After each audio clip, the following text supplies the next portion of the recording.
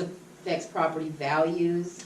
If you're a tenant, this affects your rent because of property. There's a dang bloodsucker in here, man. That's a harmless stipula day fly called the crane fly. Well, how come you were looking at it like you're gonna eat it? Because I didn't want you guys to crush everything's giant mosquitoes, and they're actually beneficial. Man, I don't think I have any blood left after it got off They my arm. don't eat anything but adults. Just so you know that lesson about voting. And what Carmel's saying, that's the most, I think, important right in duty and luck that Americans have. I mean, that's the only thing we have.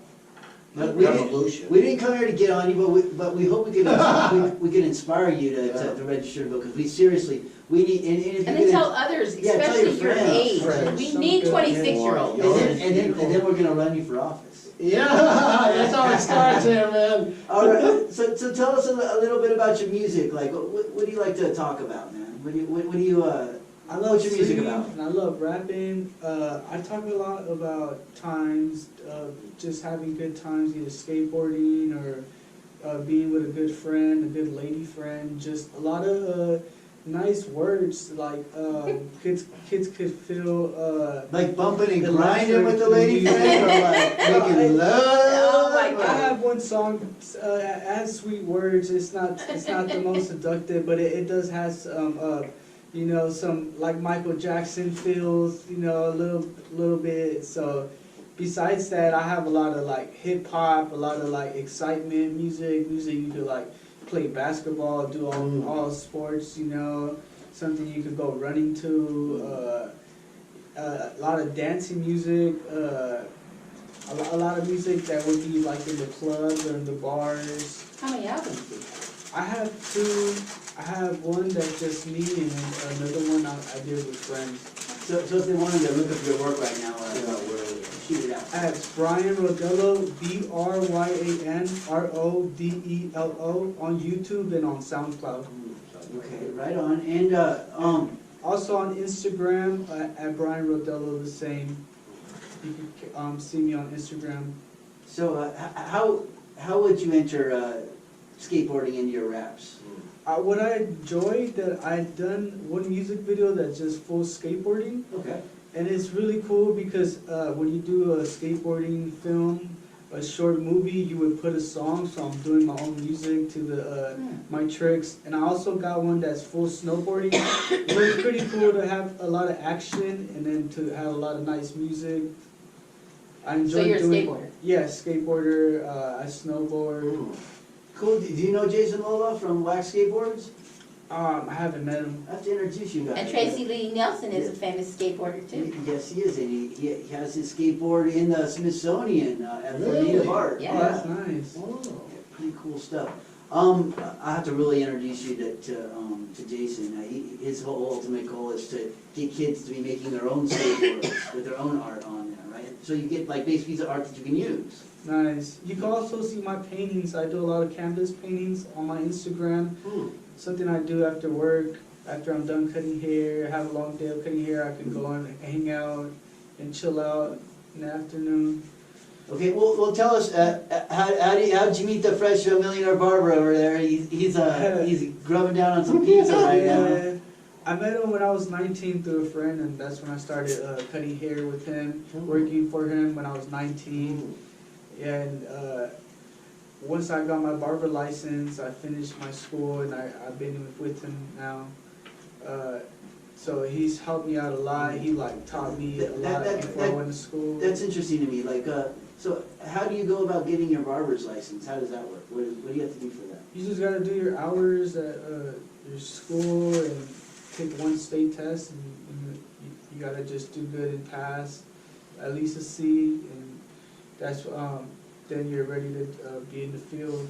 Because once you have the licensing, all that really matters is you cut good hair, right? Yeah, a main thing I would say just being on time. I'm really good on people's time and just making sure you do your best.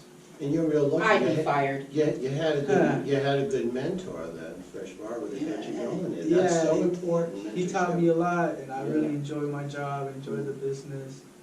It's really fun. You can meet a lot of people. Are you gonna come jump in over here, man, or? He's like, heck no, I got the hut. Yeah. we had to interview him, so like, when he's out at San Manuel Powwow cutting bear prints into people's heads, are you back at running the station on Waterman and 27th Street? Yeah. I got to help out one day at the powwow, and besides those days I was just right there at the shop, making sure everything was smooth, and I went to go help out for one day. It was a lot of fun.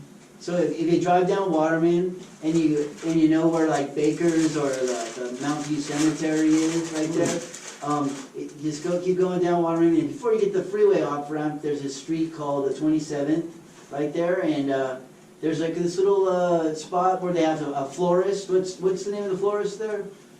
Fresh, do you know the name of the florist? It's by where it used to be Spellacy. If anybody knows Spellacy. Oh, yeah. Yeah, and it's a nice little a safe area. There's not really I've never seen too many people there except people who are using the businesses. And then there's all the people dying to get in across the street. Oh, Oh God. man, Robert, you're Oh, so. bad April Fools. Oh, you know, like that was a He was killer. waiting all night to do That was a one. killer joke right there. Ha ha ha ha, Robert, you're so out of control. Oh man, so how'd you pick that spot right over there? Now, to be honest with everyone, I used to go over that area all the time. There used to be a weed spot right in there that we would always go and get the weed, and it was like right down the street from you. So Yeah, right in the corner. Huh? yeah, is it still there? Or is it? Robert, don't be getting people in trouble. They shut it down right there. You know, it was open for a while. Yeah, they shut it down a long time ago, but it was good weed too. I have to admit. But you came in after that, right? Or I was actually before there. oh, really? Really? So I wasn't just not paying attention. And so how long you been open over there? We've been open for coming up about 7 years Wow. in May. That's pretty good. And how many haircuts have you given over? Have you? Man, honestly, I lost count in the haircuts, to be honest, because it's a lot of haircuts, man, you know. Sometimes I do like, you know, between like 2 to 17 a day, you know. Hey! I would just go. I would go through an average year and then add it up for every year. That's really cool. So. Yeah, I lost track after like about like 5,000 haircuts. Oh, and after that, man. you know, man. So like when you see someone's head, do you automatically think, oh, what would be the best haircut for them? Yeah, when I look at someone's head, I discreetly look at their hair. You know, I just try to see what type of barber they have, or Yeah. what type of stylist they got. So when you look at me, you see like, oh, Yeah, this guy has no barber. He hasn't seen a barber. And, actually, I go to a barber shop all the time, but I never get a haircut. Okay, I just like to give good props to good barbers. That's it. I gotta tell y'all, this is kind of funny, since it's April Fool's. All right. I'm looking right here on Facebook, and the San Bernardino Police Department posts this on Facebook.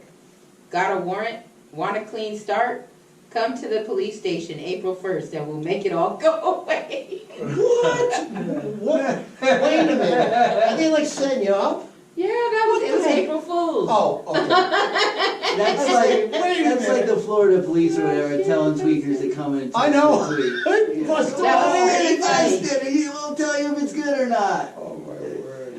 All right. So you started 7 years ago, and So 7 years ago, you know, I chose that location. You know, I saved up my money. I was ready to invest, and I chose that location. And it was a pharmacy before I actually went in there. You know. So, you know, I just basically made the pharmacy into a barbershop, and the rest is history. Fresh Cuts came out. So where are you from? Well, I was born in Los Angeles, but, you know, now reside in San Bernardino the last couple years, you know. And your mom, she's a cook, right, or chef? I know she makes some bomb tacos. She makes some bomb tacos. Oh man, you had a customer appreciation day not too long ago, and I went over there and I filled up on quite a few That's tacos. pretty cool. My mom did too. Good stuff. And your mom is a really nice woman. And am I allowed to tell her secret? Yeah, go ahead. Go All right. ahead. We So- love sharing over here. All right. So what she does with the corn tortillas before she throws them on the grill there is she just, the very edge of them, she rolls them in the oil. Just the edge.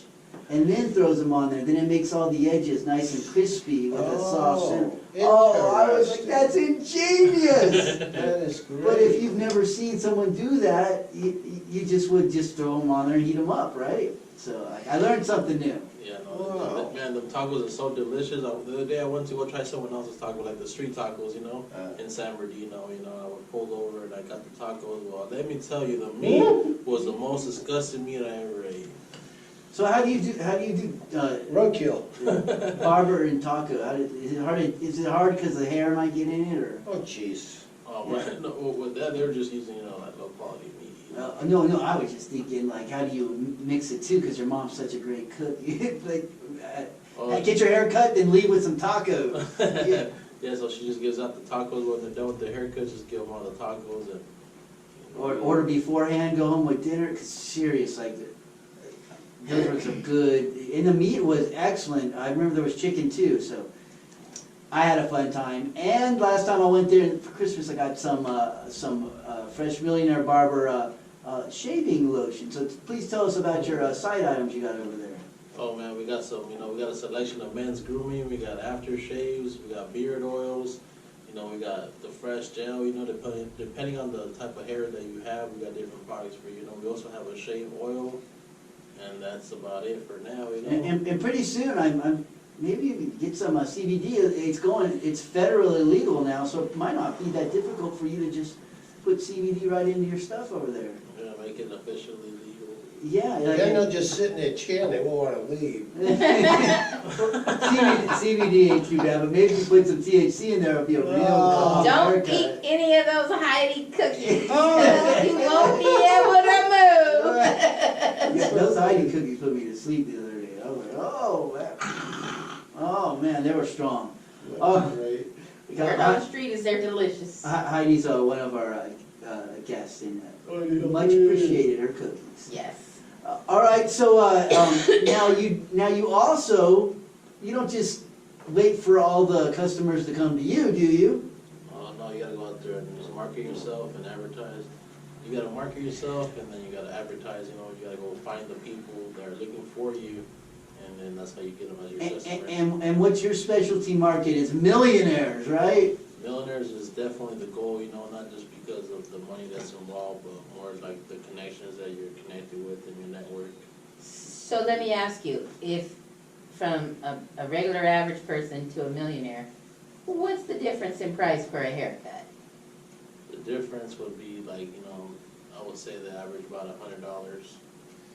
And now what about tipping? How does that work? Who tips the best? It just depends, honestly, on the, you know, on the generosity of your client, you know, And how they're feeling? and how they're feeling. Like the most I got paid for a haircut is $300 for one haircut. Wow. About like 2 hours time though, you know. Oh, you put in, that's $150 an hour. That's actually not too bad, man. Yeah, but you know, not everyone pays that much, you know, that's just.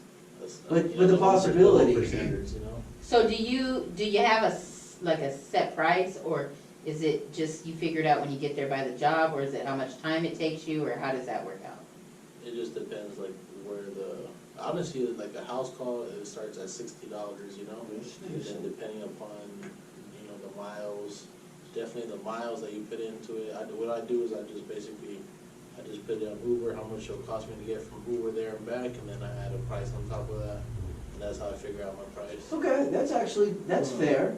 So if I wanted you to come from your barber shop to my house on the north side to cut my kid's hair, it would cost me about $60? Yes.